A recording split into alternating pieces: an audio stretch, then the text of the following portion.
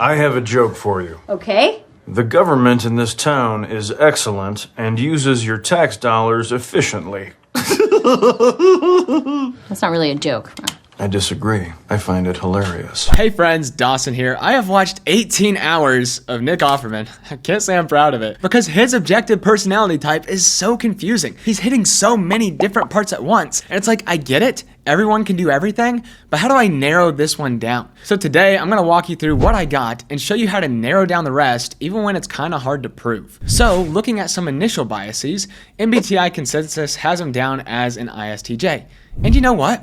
It makes sense. Like if you look at his character on Parks and Rec, like I haven't seen it, don't kill me, but he plays the typical routine ISTJ that hates technology.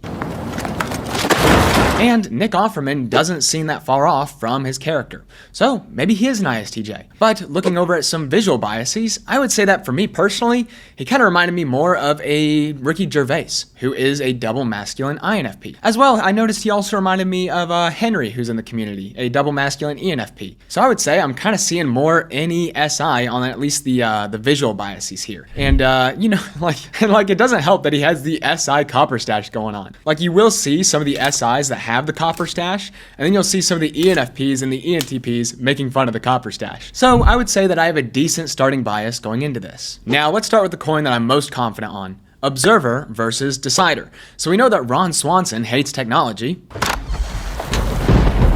We need to talk. What is that?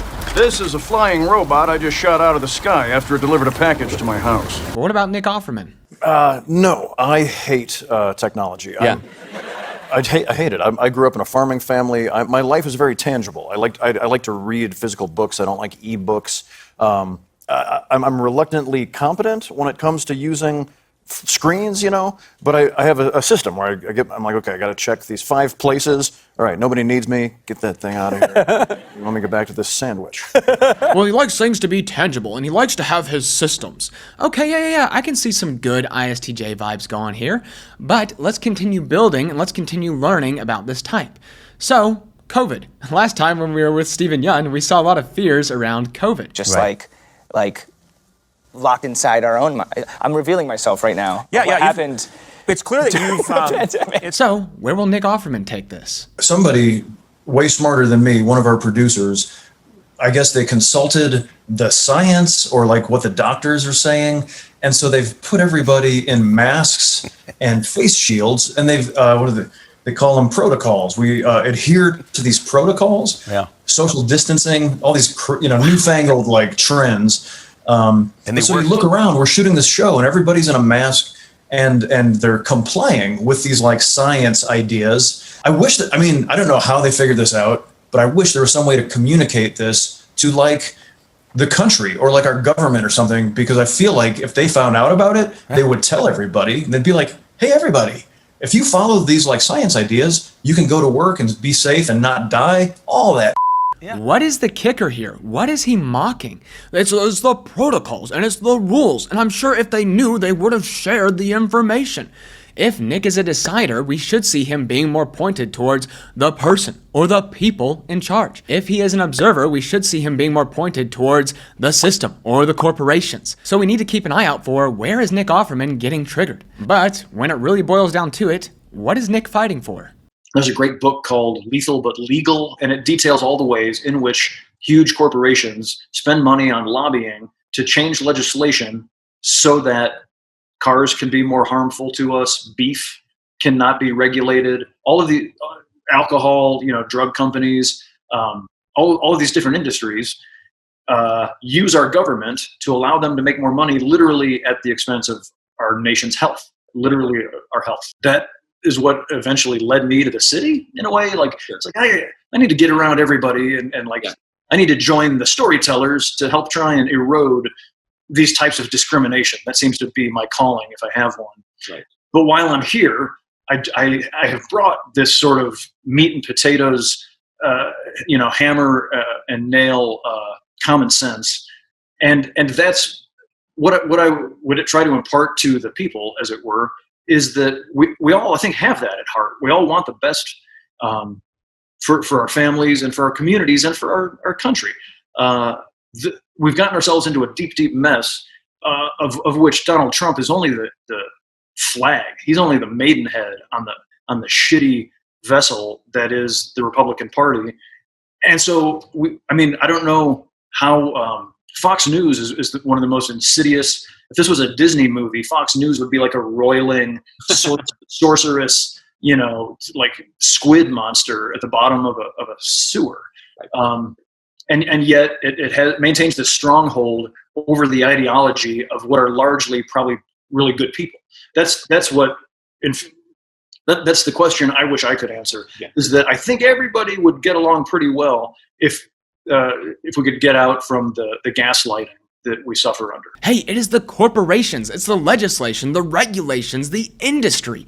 Is Nick attacking the people, or is he attacking the systems? And when Nick is talking about discrimination, is he going, oh, well, I am here to fight for the little guy who isn't seen? Or is he going, oh, well, the answer that I really found is we just need more connection? No. Instead, it's Trump, but he's really just the flag for the party. And it's Fox News that is the problem. And it's the ideology that's the problem. And the people are good. But it's the gaslighting that is the real issue here. So what you're going to see from Nick Offerman is that he is stuck on the information and the pathways, in which makes him an observer. And we are going to continue building on this as we go. Continuing on with the observer axis, we're going to be looking at intuition versus sensing. And this one is really tricky because Mr. Ron Swanson here seems to be doing a good job at both. Like at times, you'll see him get very detailed and methodical when it comes to like his woodworking and his craft. But then out of nowhere, he's throwing out crazy analogies. Like Fox News is the Disney squid monster that's roiling underneath. Like, where did that one come from? So, let's hear Nick talk about his routine. I can get to the wood shop, let's just say by 7:30. It is a warehouse where 5 employees and myself make things out of wood. First thing I do when I get to the shop is unlock the door and walk in through the office and generally take in the smell, the finest of Corinthian leather, ass crack, walnut, mahogany, teak dust, duck fat, cigar smoke tinged with just a hint of regret. First thing in the morning, I make a cup of black coffee and I turn on the lights and maybe put on some music and get ready for the day's work. We'll wrap up dinner around 7:30 p.m. After the dishes are done, and once again the dog's needs have been met, we will engage in one of 2 activities. Activity number 1 is watch a kick-ass television program surrounded by our dogs, or we sit at our dining room table, which is an 1 3/4 slab of American elm, and assemble a jigsaw puzzle while listening to an audiobook. Check that out. When I get ready for bed, I will wash myself. I will brush my teeth. If necessary, I will use dental floss. And then I will don flannel pajamas. I will wear slippers on my feet until I get to the bed, at which point I'll remove the slippers and climb into bed barefoot. Ideally, I get to bed by 10 p.m. That gives me 8 hours of sleep. It's really where it all starts, is getting the right amount of sleep. All right, so that's an immense amount of detail. Like, do I feel like he jumped over anything or didn't prove everything? Not really. I unlock the door, then I walk through the office, I make a cup of coffee, then I turn on the lights. Like, this is just an insane amount of details. And these aren't just any old details. These are small, tiny, micro, step-by-step stacking of the details. And this is what we'll often see with those who have SI in their stack.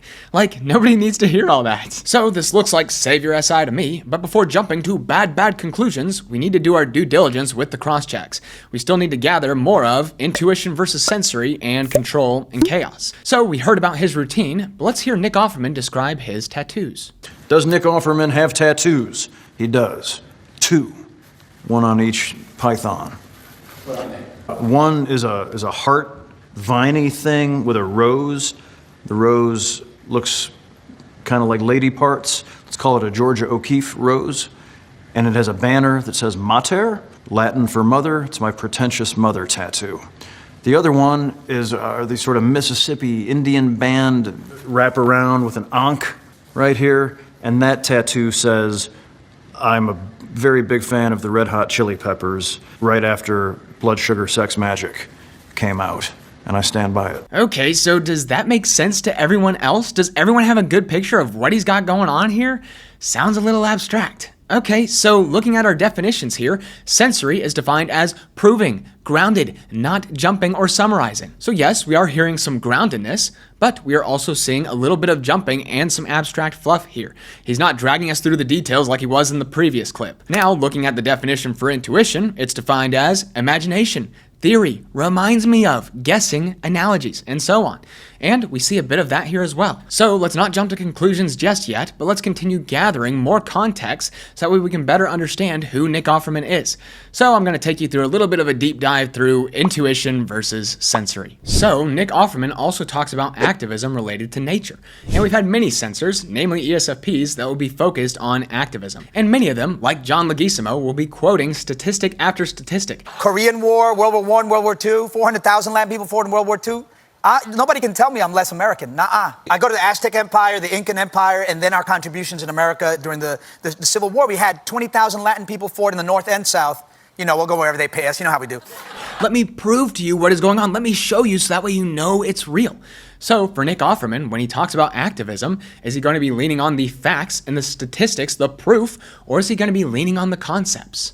We can never lose sight of the fact that we and what we grow and what we consume, we're all part of the same batch of molecules. You know, in 100 years, I may be your grandson, or we both may become redwood trees, or who knows what. You know, we're all part of this incredible batch, this incredible organic soup. And so when you think about that, he says that every piece of nature is a cog or a wheel in this sort of great creation. And so if you look at the way we treat our farm animals in factory farming, for example, it's not dissimilar from the insensitivity with which we've treated indigenous peoples or the people that we enslaved in the early part of this country. Slavery still exists. Like it all comes from the same empathy or lack of empathy to say, well, the Blackfeet tribe doesn't matter. We don't need to worry about their votes or their rights. They're less than human. Let's brutalize them so we can take their stuff. These pigs, we don't care about these pigs. Let's give them horrible lives because all that really matters is that we make as much money as we can off of their pork. And it's all connected. You know, these mountains don't matter. Nobody lives here, so let's chop the top off. Consume all the coal and destroy the ecosystem. Doesn't matter. Nobody's here, etc. So it's trying to dig into our folly and ignorance with a sense of humor. For his craft and his woodworking, he'll often dive into the details, but here he seems to be leaning more on the analogies and, well, it's all connected and we're all similar. He's not fighting you on the sensory. He's not proving to you that this is what is going on. He seems to be keeping it in the concepts. Now, another thing that we'll see in people who are growth-minded and making discoveries in life is that they'll often stumble across their last function like it's the answer to the universe, and they have no clue that other people in their life already have that one figured out. So, what is going to be the discovery for Nick Offerman? If he's intuitive, it should be something in the sensory, and if he is a sensor, it should be some sort of abstract connection. And so I would have these people cut off just a foot of a plank. And if you go to the store and get a new crosscut saw or a Japanese pull saw and strike a line and cut off a piece of a plank, just that action will make you feel like a superhero. It's because it's amazing. We don't get to do anything tactile anymore. We've had we've been taught that that's beneath us. Like, you can pay, that's work, buddy. You should pay somebody to do that work for you. Well, it's a privilege. I mean, that's what's amazing about having a human body is we've developed all these skills over the years, and we've relegated them to just using our thumbs to kill monsters and some sort of game, which apparently are popular. You make birds angry, I think is the game. But I'm telling you, I always tell people, like, find a reason to go, like, get involved with some tree planting initiative, because go out and dig a hole with a spade. If you haven't done that, it's amazing. You take this stick with a metal scoop on it, and you make a hole in which you can put a tree you've just given a gift to countless generations. It's amazing. The answer and the discovery is the environment? Like, yeah, if you go out into nature, into the sensory, it's amazing. Like, duh. Like, is this not common knowledge to everyone else? Is it just me? Okay, like I remember when we were typing Chase Hughes, you had this NI behavioral analyst guy, really smart, who's come up with all these built-up concepts on behavior, elements, authority. But then what is the discovery for him? It's nature. I'm just saying the human is better off in our natural environment, in the place we're supposed to be. And I think one of the biggest mistakes of all time in human history is us. Remember, psychopathy starts at what? Separation. Is viewing ourselves as separate from nature instead of a piece of nature. Like you look at Jordan Peterson, who's just jumping through all the abstract concepts and possibilities and meanings and what is God, and he's doing all of this in a natural savior state. But then, what is the discovery for him? Well, clean up your room, and if you just order the sensory, life will be okay. And it's like, okay, my dad could have taught me that one. Or if you take Andrew Huberman, who is the hottest guru on the environment, sunlight, sleep. It's like, okay, is this a discovery for him? No, he is a fire hydrant dumping 172 factual pieces of research on you for hours straight, and then he'll share with you the why and the concept behind it. Oh, but let's not jump to speculation just yet. As we look at Nick Offerman, he is discovering the sensory. He hasn't been living there in a natural duh state. But one last cross-check for you. If this is lead NE, the math tells us that the triggering should be in the demon SI, which is the fear of some sort of specific regulation or control, whether it's from the corporations, this one specific industry. We should be seeing something along those lines. So let's see what Nick Offerman has cooked up for us. We got to band together. Like one tiny thing that drives me insane is the whole bottled water situation. I've got this thing.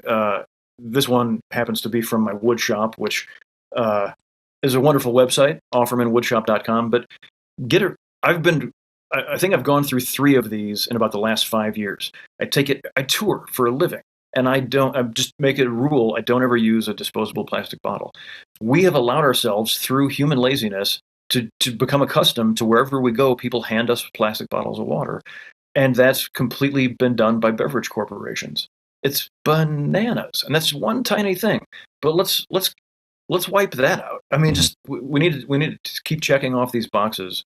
And there's a wonderful book called Bottle Mania by Elizabeth Royte, Royte, that gets into this. And if you realize, think about it, these beverage companies, mainly Nestle, are buying the water rights from beneath our communities all over the country. Their milkshake, and There Will Be Blood, like they have the deepest straw. They're drinking all of our milkshakes and then selling it to us. It's bonkers. Again, what is the big observer issue here? Well, it's the water companies and it's Nestle. Like, it's just this one specific industry controlling the water. Like, I remember when we were looking at John Delaney, he just had this triggering of this one specific hospital in the medical insurance. That is a collective crime being committed in America on a grand scale. It's a sin. It's a shame. It hurts people. It kills people. People commit suicide because of medical debt. And it's just awful. And all they are is a bureaucracy in between you and your care. Like, it's just the triggering of the regulation of this one specific corporation. So yes, handsome Nick Offerman will be lead NE. Alright, so with the decider access, this one's not as clear cut. Nick's got both DI and DE, feeling and thinking, in the middle, and he's doing his fair share of both. I mean, yes, you're seeing some value talk and expression, but you're also seeing that he can go into immense detail on telling you how to make the thing work. Like, okay, so not really sure how to prove all this here, and really, I've only caught a few snippets. Like, I don't have as much evidence on this as I'd like, but I'll show you what I got. So, DI or DE? And so this was about the time that I decided to write my 3rd book, which is called Good, Clean, Fun, and it's a woodworking book. And that was my solution, was I told all of the people in all the machinations, my agents and my wife, I guess that's everybody. I said, I'm going to do this book with my wood shop, and I'm going to need 4 months in the shop, and you can all go to hell. And because it was going to make income, ostensibly, I was allowed. But the agents and my wife, yeah, I think that's everyone. Anyways, screw you guys. I'm going into my wood shop. I'm working on something. Don't bother me. Okay, so it seems like he has some solid DI there. Now, what's at the core of his DI? I mean, that's kind of my bag. I take life very seriously. I have a work ethic, and my values are very important to me. And in that set of values is it's important that we don't take this too seriously. That's one of the things I take very seriously. And so I try to be very responsible and put in more than my fair share whenever I can. But at the same time, I always love to try and keep morale up, whether I'm with my family or my working family or whoever. Like we're shooting very intense scenes or emotional scenes, that always has an air of reverence or protection around it, and that's just to allow the actor to to not distract him or her from like staying in the zone of playing whatever the difficult thing that it is they're playing. But even when we're doing that, I have a camaraderie with the crew. Again, to make them feel seen. I've been on the crew. I used to build scenery, and so I've never been able to escape the fact that we're all clearly making this together. And so even if we're shooting some like intense scene, sometimes it's even nice to give them a breath of relief if it's a scene where I'm like crying or experiencing grief, and then we cut and then make some wisecrack and be like, it's okay, guys, get you guys a handkerchief, everybody okay, and that allows us to say, okay, we're doing our work as seriously as we can, but we love each other and this is all going to be okay in the end. So yes, you'll still see a good bit of work and building talk, but there's also a set of values, and he's not shy of negative emotions. He's pretty good at keeping the vibe. And as well, what I did notice is that the work seems to be more collaborative and spread across the tribe. I'm not the dumbest person or the smartest person, and that's true of all but two of us. And so it is very collaborative. We get on set and we have these beautiful scripts, but then, we're all goofballs with our own skill set. And so, Pratt is my favorite. He is such an amazing combination of like a boyish, sort of clumsy child, combined with, don't let him fool you, he is a fucking genius when it comes to like coming out of left field with improvisation. Amy's just an amazing, Amy is a corporation all of her own. She's like a comedy factory. But Pratt's sitting over there just waiting for the camera to throw to him, and he floors us with his cleverness so frequently. But everybody does. Everybody has their own flavor, and so that just, when you start with a great script and then have all of these home run hitters sort of throwing in their additional ingredients, it just makes it for an incredibly fun collaboration. Nick can talk about his own woodworking, but then he's tacking on the skill sets of everyone else. You throw in some naked humor in the mix, and that basically sums him up to an ENFP of some sorts. Alright, so we've got the functions, but I can't really say that I can prove all of the animals. But what I think you can see is consume versus blast. So is Nick Offerman gathering for himself, taking in, and then not ready to produce? Or is he jumping in, getting started, and he's neglecting to gather for himself? Researching him and looking at a lot of his work, during the Nixon years, all of his clocks and wall pieces had a lot of subtle sarcasm to them. And if you flip a lot of them over, he would write sort of messages from the artist. And one of them that I loved just said like, not bad, C+, who gives a shit? And I just really found that moving, because when you make things of any sort, at some point you have to turn them in. This is my third book, and I will spend the rest of my life. It just came out, and I've already found 12 quotes I wished I would have put in the book, and it'll keep happening to me for the rest of my life. And like anything, you have to say, okay, this is done baking. The people are here, the table is set. I've got to serve this lasagna, despite the fact that I didn't get that Neil Gaiman quote in there. And Gary's work really gives me permission, I feel, to serve up your dishes, and people will take fortification and they will find flavor in them, even though you might have liked to leave it in the oven a little longer. Like, that is a really good way of putting it. Like, it's in the oven and you want to leave it in there just a little bit longer. And so he's talking about the relief of just throwing things out there, even though he'd rather rework it. So you'll see that Nick is naturally doing more to consume, and he's not ready to produce, and he is learning the art of blasting things out. Okay, so here's the hard part. I've got Nick Offerman narrowed down to an ENFP of some sort, but I can't prove everything. Am I confident on DI? Feeling overthinking? What's his last animal? Crud, I don't really know. So when you get down to the end, how do you bring the type home? And the analogy that I've really been loving from Dave is the comparison across different types of cars. Okay, we have downloaded 100 ESFPs. This is in no way, shape, or form an ESFP from what I have ever seen. Okay, well, we have also downloaded hundreds of ENFPs. So based on the spectrum of ENFPs, where does Nick Offerman fit in? So we've got the play lasts that are a little bit more serious and reserved. Think of a Matt Diavella. We've also got the energy dom blast lasts, which usually consist of a bunch of goofballs in comedy. And then you've got the sleep lasts, who are just jumping headfirst off the cliff, and many of them fall into addiction. And then you've got the play ENFPs, which will span all the way up to a Craig Ferguson. Basically think Robin Williams energy. Okay, so is Nick Offerman closer to a Craig Ferguson or Robin Williams kind of energy? No, in no way, shape, or form is he that. Like, if I spent a week with Nick Offerman, would he wear me out? Would he exhaust me? Would he be jumping headfirst off the cliff and not putting on the brakes? I don't really think so. You're a calming presence, Nick Offerman. Thank you. I'll try and keep it that way. Yeah. Should I talk slower? I doubt that's possible. So, based on the spectrum, I would place him closer to more of the standard, more introverted ENFPs. So, spoiling the results here, Nick Offerman is a standard, rather mopey ENFP. And looking at his physical appearance and his humor, he aligns with a lot of these other funny ENFP guys. Like, despite the commonalities, I still had a hard time typing the guy. And looking at his stack, kind of makes sense. Like, he's a double masculine mopey ENFP. So he has the masculine SI activated, and he's got that masculine TE in there as well. So he's pulling on a lot of ST energy for an ENFP. Basically, he's not going to look the same as a Dave Grohl or a Jason Segel. And speaking of double masculine, you're also going to see the feminine FI. That's what really throws you off, because you have this really macho, masculine, woodworking guy, and he comes across pretty intimidating at times. Look at him! Look at him! But then you hear him laugh. Look at that guy! Oh no, you ruined it! Then you became the Pillsbury Doughboy. Like, what's with the feminine giggly energy?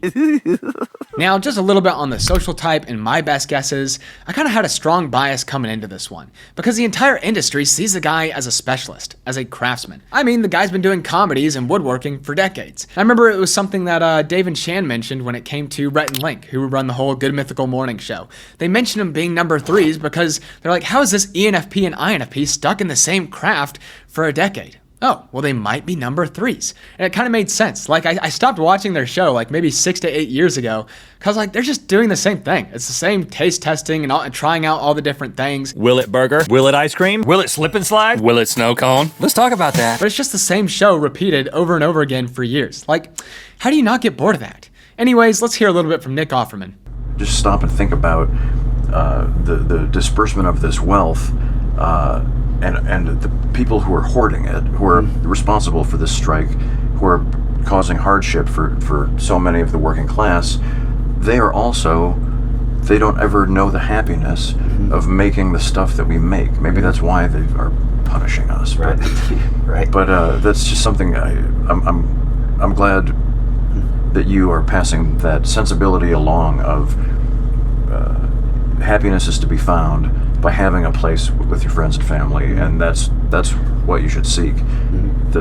However fancy the house is, or the number of houses, it's not going to make you happier. So it feels like there's some specialist energy in there somewhere. So Nick Offerman, possibly a 3, maybe a 4. I'm not really sure, so I would love your feedback on this one. Tell me what you think and what you think his social type might be. Let's triangulate this one. All right, guys, that was handsome, bacon-loving Ron Swanson, Nick Offerman, whatever you want to call the guy. Thanks for watching me spin out over his type. It was definitely a confusing one. So I definitely appreciate any feedback on what you think worked and what you think could help this to be a little bit better. I'd also appreciate some feedback on who you'd like to see next. But anyways, thanks for watching, and I'll catch you later. This is cedar. This is